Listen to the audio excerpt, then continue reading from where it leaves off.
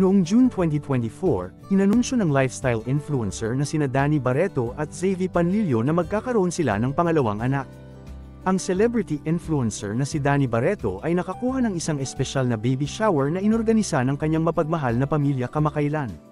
Nagsagawa ng baby shower sina Julia at Marjorie Barreto para kay Danny Barreto. Nagpasalamat si Danny sa kanyang ina na si Marjorie at kay Julia para sa pag-organisa ng kanyang baby shower. "Thank you Mom at Marge Barreto and at Julia Barreto for throwing us a baby shower. We felt so loved. Everything was so chic and dreamy.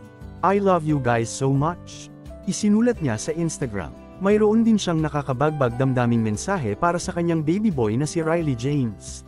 Nag-post si Danny, "To our dearest Riley James. Everyone is so excited to meet you. We're counting the days till we finally get to hold you in our arms. We love you so much.